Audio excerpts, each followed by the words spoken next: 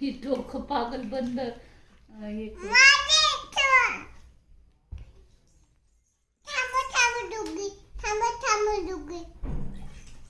काय करते तू? औषध कोणाला देते?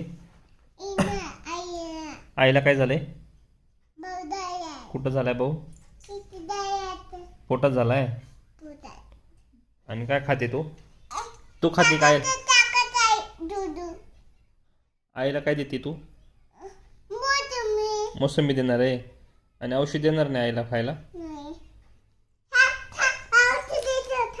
दे आईला, दे औषध प्यायला, काढून दे.